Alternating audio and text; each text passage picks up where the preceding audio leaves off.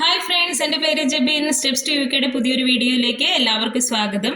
അപ്പോൾ ഞാൻ എൻ്റെ വീഡിയോയിലൂടെ ഷെയർ ചെയ്തിരുന്ന ഒരു കാര്യം, എങ്ങനെയാണ് ഒരു പാരാമെഡിക്കൽ പ്രൊഫഷണലിന് NHS പോലുള്ള ഒരു ട്രസ്റ്റിലേക്ക് എങ്ങനെയാണ് ജോലി കിട്ടുന്നത് എന്നുള്ള കാര്യങ്ങളായിരുന്നു ഞാൻ നിങ്ങളോട് ഷെയർ ചെയ്തുകൊണ്ടിരുന്നത്. അപ്പം ആദ്യം തന്നെ പറയട്ടെ, 2-3 പോസ്റ്റുകൾ, അതായത് band 2, 3, 4 medical lab assistant, senior medical lab assistant, associate practitioner അല്ലെങ്കിൽ ട്രെയിനി BMS, ഈ പറയുന്ന പോസ്റ്റുകളിലേക്ക് hcpcയോ ielts ഒന്നുമില്ലാതെയാണ് നമുക്ക് ആപ്ലിക്കേഷൻ അയക്കാൻ സാധിക്കുന്നത്. ഇത് ഞാൻ എടുത്തെടുത്ത് പറയുന്ന കാര്യം, എൻ്റെ വീഡിയോസിൽ ഇതൊക്കെ പറഞ്ഞാലും എല്ലാവരും ബാൻഡ് 5, അതായത് ബാൻഡ് 5, 6, 7 ആ ഒരു റേഞ്ചിലേക്കാണ് ആപ്ലിക്കേഷൻ അയച്ചുകൊണ്ടേ ഇരിക്കുന്നത്. അപ്പം ആ ഒരു BMS, ബയോമെഡിക്കൽ സയന്റിസ്റ്റ് എന്ന് പറയുന്ന ആ ഒരു പോസ്റ്റിലേക്ക് നമ്മളുടെ ആപ്ലിക്കേഷൻ ഇവർ എപ്പോഴാണ് അക്സെപ്റ്റ് ചെയ്യുന്നതെന്ന് വെച്ചാൽ, നമുക്ക് ഒരു ലാബ് മാനേജറുടെ അത്രയും ഒരു ക്വാളിറ്റിയും അത്രയും ഒരു എക്സ്പീരിയൻസും ഉണ്ട് എന്ന് തോന്നിയാൽ മാത്രമേ നമുക്കൊരു BMS എന്ന് പറയുന്ന പോസ്റ്റിലേക്ക് നമ്മളുടെ ആപ്ലിക്കേഷൻ ഇവർ കൺസിഡർ ചെയ്യത്തുള്ളൂ.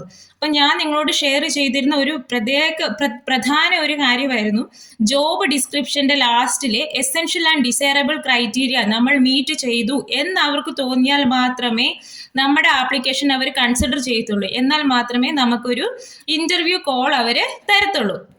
അപ്പം അത് എങ്ങനെ മീറ്റ് ചെയ്യാന്ന് വെച്ചാൽ, നമ്മളുടെ എക്സ്പീരിയൻസിനകത്തൂടെ നമ്മുടെ സ്കിൽസിനകത്തൂടെ നമ്മൾ ഷോ ചെയ്യുന്ന കാര്യങ്ങളാണ് നമുക്ക് ഓരോരോ പോയിന്റ്സ് തരുന്നത്. അപ്പം ഈ പോയിന്റ് ബേസ്ഡ് സിസ്റ്റം തന്നെയാണ് ഇവര് ഫസ്റ്റ് നമ്മുടെ ഒരു ആപ്ലിക്കേഷൻ കൺസിഡർ ചെയ്യാനും ഇന്റർവ്യൂവിന്റെ സമയത്ത് നമ്മൾ ആൻസർ ചെയ്യുന്നത് ഈ പോയിന്റ്സ് ഒക്കെ ഇൻക്ലൂഡ് ചെയ്തിട്ടുണ്ടോ എന്നൊക്കെ നോക്കിയിട്ട് അതിലും പോയിന്റ്സ് ഇട്ടിട്ടാണ് നമ്മളെ ഇന്റർവ്യൂവിന് ഇവർ പാസ്സാക്കുന്നത്. അപ്പം ഈ പറയുന്ന ജോബ് ഡിസ്ക്രിപ്ഷൻ തന്നെയാണ് ഫസ്റ്റ് ഒരു ഇന്റർവ്യൂ കോൾ വരാനും ഇന്റർവ്യൂ സക്സസ്ഫുൾ ആണോ എന്ന് നമുക്ക് അറിയാനും വേണ്ടിയിട്ട് പ്രധാന ഒരു ഘടകമാണ് ജോബ് ഡിസ്ക്രിപ്ഷൻ. അപ്പം ജോബ് ഡിസ്ക്രിപ്ഷൻ, നമ്മളൊരു ആപ്ലിക്കേഷൻ അയച്ചു, റിജക്റ്റ് ആയി, അപ്പോൾ അടുത്ത ആപ്ലിക്കേഷൻ അയക്കുന്ന സമയത്ത് നമ്മൾ ഫസ്റ്റ് ജോബ് ഡിസ്ക്രിപ്ഷൻ നന്നായിട്ട് വായിച്ചിട്ട് അതിൽ കുറച്ച് ചേഞ്ചസ് വരുത്തിയിട്ട് മാത്രമേ അടുത്ത ആപ്ലിക്കേഷൻ നമ്മളിലേക്ക് പോകാൻ പാടുള്ളൂ. അപ്പോൾ അങ്ങനെ ഒരുപാട് ആപ്ലിക്കേഷൻ നമ്മൾ ജോബ് ഡിസ്ക്രിപ്ഷൻ നമ്മൾ വായിക്കുന്ന സമയത്ത് നമുക്ക് തന്നെ ഒരു ഐഡിയ കിട്ടും, ഫൈനലൈസ് ആയിട്ട് നമ്മുടെ നല്ലൊരു CV എങ്ങനെയാക്കുന്നത്. അപ്പം നമ്മളിത് വായിച്ചാൽ മാത്രമേ നമുക്ക് അടുത്ത ഒരു ആപ്ലിക്കേഷൻ അയച്ചാൽ നമുക്കൊന്ന് പ്രതീക്ഷിക്കാൻ പറ്റുള്ളൂ. അപ്പം ജസ്റ്റ് ഒന്ന് ചിന്തിച്ചാൽ മതി, പണ്ടൊക്കെ ആണെങ്കിൽ നമ്മളുടെ അവിടെ നഴ്സിങ്ങിന് ഒരുപാട് പേര്, ഗേൾസ് തന്നെയാണ് മാക്സിമം നഴ്സിംഗ് പഠിക്കുന്നു, നാട്ടിൽ കുറേ വർക്ക് ചെയ്തതിന് ശേഷം ആദ്യം അവർ ഗൾഫിലേക്ക് പോകുന്നു, അവിടെ കുറച്ചു കാലം നിന്ന് കഴിയുമ്പോൾ അവർ ഓസ്ട്രേലിയയിലെ UK പോകുന്നു. അപ്പോൾ ഇതേ ഒരു ട്രെൻഡ് നമ്മുടെ ഈ പാരാമെഡിക്കൽ പ്രൊഫഷനിലുള്ള എല്ലാ ആൾക്കാർക്കും ചെയ്യാവുന്ന ഒരു കാര്യമാണ്. മാക്സിമം ഒന്ന് ഓർത്തു വയ്ക്കുക, പെൺകുട്ടികൾ തന്നെയാണ് ഈ പറയുന്ന microbiology, biochemistry, medical lab technician course, ഇങ്ങനത്തെ കോഴ്സുകളൊക്കെ പഠിച്ച് മാക്സിമം പെൺകുട്ടികൾ ആരും തന്നെ വർക്ക് ചെയ്യുന്നില്ല. അപ്പൊ ഞാൻ തന്നെ ചിന്തിച്ചിട്ട് എനിക്ക് മനസ്സിലായ ഒരു കാര്യം എന്നാന്ന് വെച്ചാൽ, എല്ലാവരും പഠിച്ചു, നാട്ടിലെവിടെയെങ്കിലും ജോലി ചെയ്തു, പിന്നെ ഇപ്പോഴത്തെ ഒരു ട്രെൻഡ് അനുസരിച്ച് എല്ലാവരും ഗൾഫ് മേഖലകളിലേക്ക് ജോലിക്ക് പോയിട്ടുണ്ട്. പക്ഷെ ആരും അവിടുന്ന് ബാക്കിയൊന്നും നോക്കിയിട്ടില്ല. അപ്പൊ നമുക്ക് പോകാൻ ഇതേ നഴ്സുമാരുടെ ഈ സെയിം റൂട്ട് തന്നെ നമ്മൾ ഫോളോ ചെയ്താൽ നമ്മളെ പോലുള്ള പാരാമെഡിക്കൽ കൗൺസിൽ ആ പ്രൊഫഷണൽസിന് ഉറപ്പായിട്ടും UK പോലുള്ള രാജ്യങ്ങളിൽ വന്നിട്ട് ജോലി ചെയ്യാൻ വേണ്ടി പറ്റും.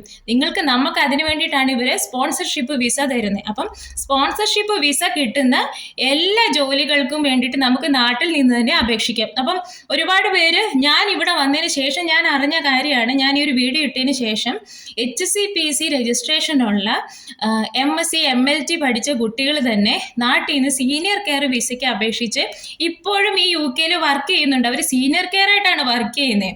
അപ്പൊ ഇവരെന്നാന്ന് വെച്ചാൽ, അപ്പം അങ്ങനെ വരെയും ആൾക്കാർ ഇങ്ങോട്ടേക്ക് വരുന്നുണ്ട്. അപ്പം പല മോഡലിലാണ് ഓരോരുത്തരും ചെയ്യുന്ന കാര്യങ്ങളാണ്. സ്റ്റുഡൻസ് ആയിട്ട് വരുന്ന ഒരുപാട് കുട്ടികളുണ്ട്. പക്ഷെ സ്റ്റുഡൻറ് ലൈഫിൽ അവർ വന്നു കഴിഞ്ഞ് ബയോമെഡിക്കൽ സയൻസിന്റെ കോഴ്സൊക്കെ എടുക്കുന്നുണ്ട്. പക്ഷെ കോഴ്സ് എടുത്താലും നല്ലൊരു സ്പോൺസറെ കിട്ടാത്തത് കൊണ്ട് അവർ ഈ സീനിയർ കെയർ എന്ന് പറയുന്ന ഈ ഒരു ജോലി ചെയ്ത് അങ്ങനെ തന്നെ മുന്നോട്ട് പോയിക്കൊണ്ടിരിക്കുകയാണ്. പക്ഷെ നിങ്ങളോടൊക്കെ എനിക്ക് പറയാനുള്ള ഒരു കാര്യം, NHSലെ ലാബിന്റെ സെക്ഷനിലേക്ക് ഈ പറയുന്ന 2-3 പോസ്റ്റ്, ഈ IELTSോ hcpcയോ ഒന്നും ഇല്ലാതെ അങ്ങനെ 2-3 പോസ്റ്റുകളുണ്ട് നമുക്ക് വർക്ക് ചെയ്യാനുള്ള ഒരു ഓപ്പർച്യൂണിറ്റിയാണ്. അപ്പം അത് നമ്മൾ മാക്സിമം യൂട്ടിലൈസ് ചെയ്യുക. അപ്പം ഈ കുറച്ച് കാലങ്ങൾ കഴിഞ്ഞ് കഴിയുമ്പം ഈ നഴ്സുമാരെ പോലെ, നമ്മളെപ്പോലത്തെ നഴ്സുമാരെ പോലെ തന്നെ നമ്മൾക്കും ഈ പുറം രാജ്യങ്ങളിലൊക്കെ വർക്ക് ചെയ്യാൻ വേണ്ടി പറ്റും. അപ്പം മറ്റുള്ള ഏത് രാജ്യത്തേക്കാണെന്നുണ്ടെങ്കിലും ഇതേപോലെയുള്ള ഒരുപാട് കാര്യങ്ങൾ കാണും. ശരിക്കും പറഞ്ഞാൽ എനിക്ക് തന്നെ ഞാൻ മനസ്സിലാക്കിയെടുത്ത് ഞാൻ മാത്രമേ ഇങ്ങനെ ഒരു ഈ നാട്ടിൽ നിന്ന് സ്പോൺസർഷിപ്പ് വിസ കിട്ടി ഇവിടെ വന്ന് ഇപ്പൊ എത്തിയിട്ടുള്ളൂ. അപ്പം ഇതേപോലെ ഞാൻ ജസ്റ്റ് ഗൂഗിൾ ചെയ്ത് ഞാൻ ആപ്ലിക്കേഷൻ അയച്ചാണ് എനിക്കിപ്പോൾ ഇങ്ങനെ ഒരു സെലക്ഷൻ കിട്ടിയത്. എന്നെ കൊണ്ട് ഇത് സാധിക്കുന്നുണ്ടെങ്കിൽ ഉറപ്പായിട്ടും നിങ്ങളെ കൊണ്ട് സാധിക്കും. നിങ്ങൾ മാക്സിമം എൻ്റെ ഫ്രണ്ട്സിനോട് തന്നെ ഞാൻ ഇതുപോലെ ചെയ്യാന്ന് ഞാനൊരു 100 പ്രാവശ്യം പറഞ്ഞു. ഞാൻ തന്നെ അവർക്ക് പ്രൊഫൈലെല്ലാം ക്രിയേറ്റ് ചെയ്ത് വരെ കൊടുത്തു. പക്ഷെ 10 ആപ്ലിക്കേഷനിൽ കൂടുതൽ ആരും ഇതുവരെ അയച്ചിട്ടില്ല. അതെനിക്ക് നല്ല ഉറപ്പാണ്. അപ്പം നമ്മളൊരു കാര്യത്തിന് ഇറങ്ങി തിരിക്കുവാണെന്നുണ്ടെങ്കിൽ 100 ആപ്ലിക്കേഷൻ അല്ലെങ്കിൽ കിട്ടുന്നിടം വരെ നമ്മൾ ട്രൈ ചെയ്യണം. കിട്ടുന്നിടം വരെ ട്രൈ ചെയ്തിട്ടുണ്ടെങ്കിൽ ഉറപ്പായിട്ടും നമ്മളുടെ കറക്റ്റ് സമയം എന്നുള്ളതും ഒരു കാര്യം തന്നെയാണ്. അപ്പം ഈ രണ്ടും ഒരേപോലെ വരുന്ന ഒരു സമയത്ത് ഉറപ്പായിട്ടും നമുക്ക് ഇവിടെ എത്തിപ്പെടാൻ സാധിക്കും. നിങ്ങളത് ചിന്തിക്കണം, എന്നെ കൊണ്ട് സാധിക്കുന്നത് തന്നെ ചിന്തിച്ച് ആപ്ലിക്കേഷൻ ഫോർവേഡ് ചെയ്തുകൊണ്ടിരിക്കണം. ഇപ്പം ഒരു മെറ്റേണിറ്റി പീരീഡിലൊക്കെ ഇരിക്കുന്നവരും കുഞ്ഞുങ്ങളെ നോക്കിയിട്ട് ഒരു 2-3 വയസ്സ് വരെ വെയിറ്റ് ചെയ്തിട്ട് ഗ്യാപ്പ് വന്നവരും ഒക്കെ കാണും. പക്ഷേ NHS-ൽ ഇത് നമ്മൾ പ്രൂവ് ചെയ്താൽ, ഇതുകൊണ്ടാണ് എനിക്കിങ്ങനെ ഒരു കരിയർ ഗ്യാപ്പ് വന്നത് എന്ന് പ്രൂവ് ചെയ്താൽ ഉറപ്പായിട്ടും അത് ഒരു തടസ്സമേ അല്ല. ഞാൻ എൻ്റെ എക്സ്പീരിയൻസും കൊണ്ട് പറയുകയാണെങ്കിൽ എനിക്ക് 3-3.5 വർഷത്തെ ഗ്യാപ്പ് ഉണ്ടായിരുന്നു. പക്ഷെ ഞാനത് എനിക്ക് കുഞ്ഞുണ്ടായതുകൊണ്ടാണ് എന്ന് പറഞ്ഞതുകൊണ്ട് അത് അവർ അക്സെപ്റ്റ് ചെയ്തു. അപ്പം ഇതേപോലെ ദയവായിട്ട് നമുക്കൊരു ചാൻസ് ഉണ്ട്. അപ്പം ഇങ്ങനെ ഒരു ചാൻസ് തന്നതാണ്, അത് മാക്സിമം എല്ലാവരും യൂട്ടിലൈസ് ചെയ്യുക. അപ്പം എല്ലാവർക്കും ഓൾ ദി ബെസ്റ്റ്. ഇത് പെൺകുട്ടികളോട് മാത്രമല്ല, ജോലി അന്വേഷിച്ച് ഗൾഫിൽ നിന്ന് ഈ പറയുന്ന പോലെ മറ്റേ യൂറോപ്യൻ രാജ്യങ്ങളിലേക്ക് പോകാൻ ആഗ്രഹിക്കുന്ന എല്ലാ പാരാമെഡിക്കൽ പ്രൊഫഷണൽസിനോടും പറയുന്നതാണ്. നമുക്ക് കിട്ടിയ ഈ ചാൻസ് നമ്മൾ മെഡിക്കൽ ലാബ് അസിസ്റ്റന്റ് അല്ലേ, വെറും ഒരു ലാബ് അസിസ്റ്റന്റ് അല്ലേ എന്ന രീതിയിൽ കാണാതെ നമ്മൾ മെഡിക്കൽ ലാബ് ടെക്നോളജിസ്റ്റ് അതിൻ്റെ തന്നെ ജോബാണ് ഇവിടെ ചെയ്യുന്നത്. ഇതിന്റെ പേര് ഇങ്ങനെ ആയിപ്പോയി. നമുക്ക് BMS ആകാൻ പറ്റും. നമുക്ക് കുറച്ചു കാലം കഴിഞ്ഞു കഴിഞ്ഞാൽ ഒരു 4-5 വർഷം കഴിഞ്ഞ് കഴിയുമ്പോൾ നമ്മൾ ഉദ്ദേശിച്ച ആ ഒരു സാലറി സ്കെയിൽ എല്ലാം നമുക്ക് ഉണ്ടാകും.